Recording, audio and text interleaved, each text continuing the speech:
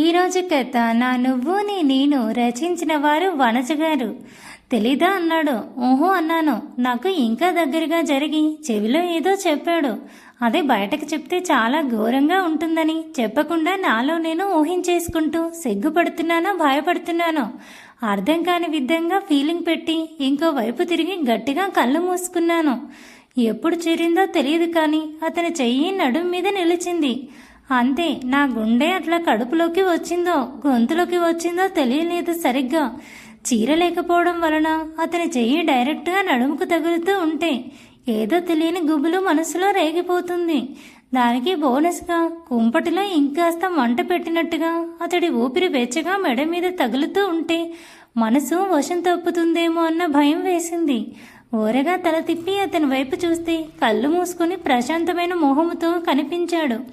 ఇంకేమీ అనలేక సైలెంట్గా పడుకున్నాను. కానీ ఈసారి అతని శ్వాసలో కాస్త తేడా వచ్చేసరికి అతి కష్టం మీద మొహం విరాట్ వైపుకు తిప్పితే చాలా పీస్ఫుల్గా నిద్రపోతూ కనిపించాడు.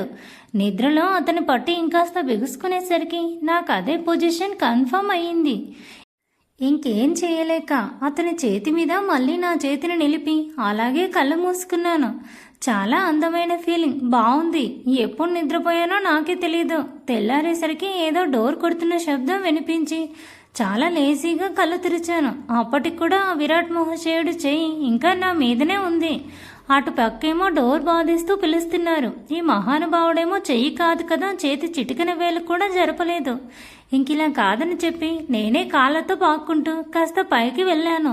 మెల్లిగా అతని చెంప మీద రాస్తూ మెడ మీద ఉఫ్ఫను ఊదేసరికి అప్పుడు కాస్త పట్టు సడలించి అటువైపు తిరిగి పడుకున్నాడు. కాస్త ఊపిరి తీసుకుని వదిలి థ్యాంక్ గాడ్ పండు, ఈ చిన్న ట్రిక్ రాత్రి తెలిసింటే హ్యాపీగా నువ్వే అతని మీద కాళ్ళు చేతులు వేసుకుని నిద్రపోయేదానివి కదా అనుకుంటూ లాగేస్తున్న నడుముకి అతని కాలుని మోసిన కాళ్ళకి టోటల్గా బాడీ హూనమైపోయిన ఫీలింగ్. కానీ అటువైపు వాళ్ళు పిలుస్తుండడంతో చీరపిన్ సరిగ్గా అడ్జస్ట్ చేసుకొని వెళ్ళి తలుపు తీశాను. అక్కడ నిన్న సాత్వి వదినతో పాటు రూమ్లో ఉన్న అమ్మాయి కనిపించింది. ఆ అమ్మాయి మరెవరో కాదండి, నిన్న చెప్పారే బామ్మగారి కూతురు అన్నమాట. దొంగ మొహంది. నిన్న దూరంగా కూర్చొని నా విరాట్కే సైట్ కొడుతుంది. దీని గుడ్లు పీకేయాలి, దీని కళ్ళు సంతలో అమ్మేయాలి, దీని కనుగుడ్లు కాకులు పీక్కొని తినాలని బండబూతులు తిట్టుకుంటూ లోపల బయటకు మాత్రం ఏంటి అని పలకరించాను. మిమ్మల్ని సాత్విక వదిన రమ్మంటుంది అని చెప్పింది. వస్తున్నానని చెప్పేసి ఒకసారి విరాట్ వంక చూసి డోర్ ముందుకేసి వదిన రూమ్లోకి వెళ్ళాను ఆమెతో పాటు. నేను రూమ్లోకి వెళ్ళగానే ఆ చుప్పనాతిది మాయమైపోయింది. వదిన పిలిచావంట అని అడిగాను. అప్పటికే వదిన శుభ్రంగా స్నానం చేసి చీర కట్టుకుంటూ ఉంది. వదిన వదిన అనుకుంటూ వెళ్ళి సాత్వి వదిన పక్కన చేరిపోయాను. గుడ్ మార్నింగ్ పండు అంటూ నవ్వుతూ విష్ చేసింది. నేను కూడా మార్నింగ్ వదిన అని చాలా స్వచ్ఛంగా నవ్వుతూ ఒక రోజులాగా ఎక్స్ప్రెషన్ ఇచ్చాను. ఏంటి వదిన మళ్ళీ చీర కట్టుకుంటున్నావని అడిగాను. పాపం వదిన 3-4 రోజుల నుండి ఓన్లీ చీరలే కట్టుకుంటుంది. ఈరోజు మనం మళ్ళీ మన ఊరికి వెళ్ళిపోతున్నాం కదా, ఏం చక్క ఏ లాంగ్ డ్రెస్సో నార్మల్ డ్రెస్సో చుడిదారా వేసుకోవచ్చు కదా వదిన అని ఇన్నోసెంట్గా అడిగాను.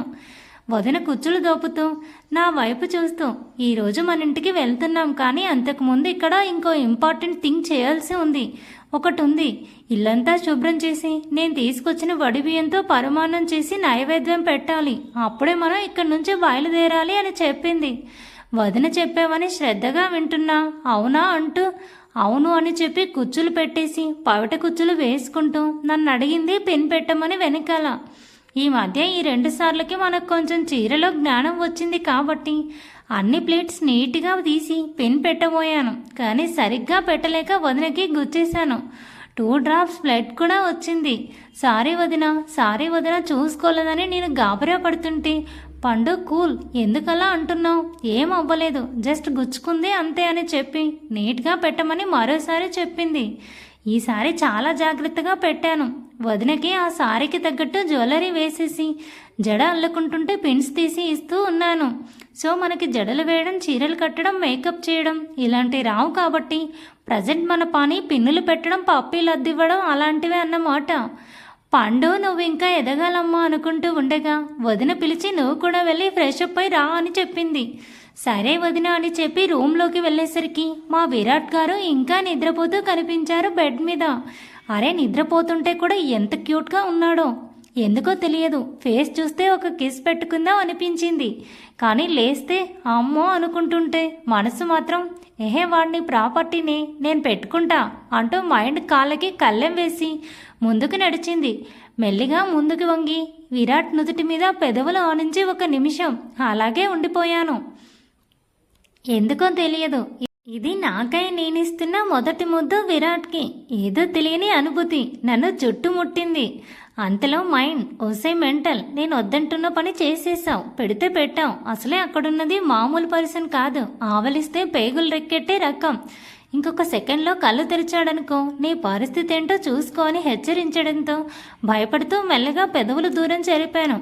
అబ్బా పండు, నువ్వు విరాట్కి దొరకకుండా సక్సెస్ఫుల్గా ఒక పని కంప్లీట్ చేసావని గర్వంగా నాకు నేనే చీర మీద కాలర్ ఎగిరేస్తూ బ్యాగ్లో మిగిలిన ఏకైక డ్రెస్ తీసుకొని ఫ్రెష్ అప్ అవడానికి వెళ్ళిపోయాను.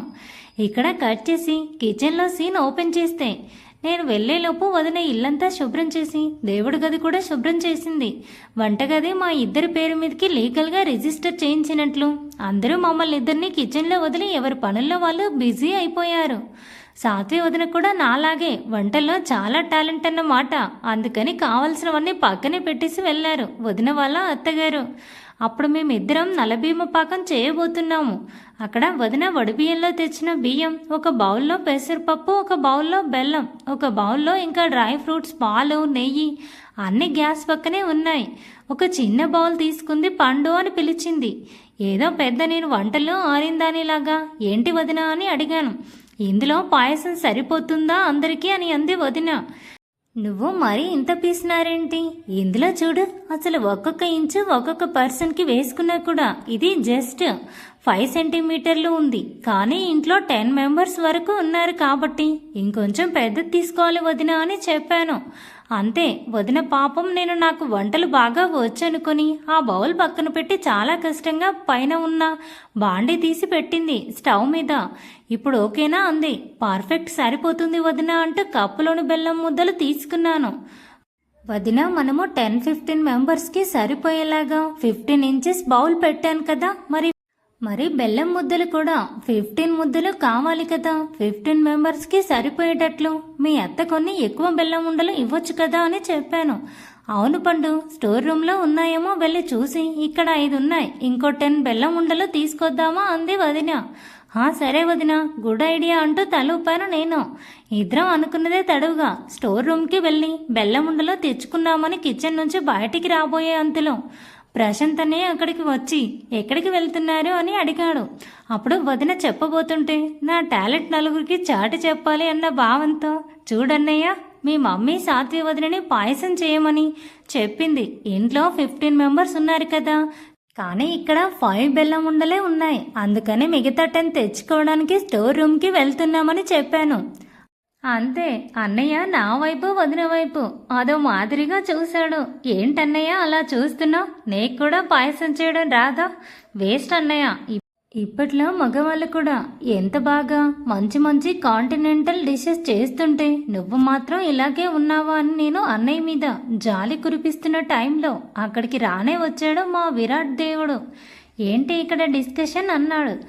బావా, వీళ్ళేదో క్వాంటిటీస్, మెంబర్స్, లెక్కలు, ప్రాబబిలిటీ అనే రేంజ్లో వంటలు చేస్తున్నారు, కాస్త వినవా అన్నాడు. ఏం చేస్తున్నారు ఇద్దరు అని అడిగాడు. అతని మొహంలో సీరియస్ కాదు, కానీ అదేదో ఒక వింత భావం అనుకుంటే. మిగతా వాళ్ళకైతే నా టాలెంట్ గురించి చెప్పాలి, కానీ నా దిల్ కా ధడకన్కి చెప్పనవసరం లేదు కదా, నా గురించి తెలుసు కదా అని చెప్పి సైలెంట్గా ఉంటే, నువ్వు వంటింట్లో ఏం చేస్తున్నావని అడిగాడు వదిన వైపు చూస్తూ. ఆ చూపులెందుకో కాస్త తేడా కొట్టాయి. వదిన చెప్పబోతుంటే నేనే అందుకున్నాను. హలో సార్, తమరికి చెల్లెలైనంత మాత్రాన వంటింట్లోకి వెళ్ళకూడదు, వంటలు చేయకూడదు, పనులు చేయకూడదు అంటే కుదరదు. మీ చెల్లెలు ఇప్పుడు ఒక ఇంటికి కోడలని, అన్ని పనులు చేయాలి అని పెద్ద తెలిసిన ముత్తైదులాగా ముందుకి దూకిపోయాను మాటల ప్రవాహంలో. దానికి సాత్విక వదిలని చూస్తే, అన్నయ్య వడి బియ్యంతో అత్తయ్య పాయసం చేయమన్నారని చెప్పింది. విరాట్, మరి గ్యాస్ మీద ఏదో పెట్టి బయటకు వచ్చారేంటి అన్నాడు. ప్రశాంత్ అన్నయ్యకు ఏది చెప్పామో అదే విరాట్కి కూడా చెప్పాను. ఒక్కసారిగా వాటంటూ అరిచాడు. చాలా ఇన్నోసెంట్గా అవును అన్నాను. ఏంటి పిచ్చా మీకు అన్నాడు. నిజంగా 15 మెంబర్స్ ఉన్నారు కదా, అందరికీ స్వీట్నెస్, పాయసంలో స్వీట్నెస్ లేకపోతే ఏమన్నా బాగుంటుందా అంటూ బుగ్గలు నొక్కుంటూ చెప్పాను. నిజంగానే క్రాక్ పీసెస్. సాత్విక, నీకు వంట రాకపోతే మీ అత్తయ్యని అడిగి తెలుసుకోవాలి కదా అంటూ ఈ ఐడియా ఇచ్చింది ఎవరు అని నా వైపు చూస్తూ అడిగాడు. అమ్మో, విరాట్కి ఈ తిక్క ఐడియా ఇచ్చింది ఎవరో తెలిసిపోయినట్టుంది. అందుకే నా వైపు చూశాడు. మా విరాట్కి నా మీద ఎంత నమ్మకమో అనుకుంటూ నేనుంటే పండు వదిన చెప్పింది అని నన్ను అడ్డంగా నిలువుగా బుక్ చేసేసింది. హిషిషి అని తలకొక్కుంటూ అవునని చెప్పాను. అమ్మ, మీ అత్తయ్య సరిపోయేలాగానే ఇచ్చింది. అవి వేస్తే స్వీట్నెస్ సరిపోద్ది. మీరింకా వెళ్ళి ఆ గ్యాస్ మీద పెట్టింది ఒకసారి చూడండి అని చెప్పి వెళ్ళిపోయాడు విరాట్. అవునా వదిన, ఇవి సరిపోతాయా అయితే అనుకుంటూ ఇద్దరం మళ్ళీ కిచెన్లోకి దారి తీసాము.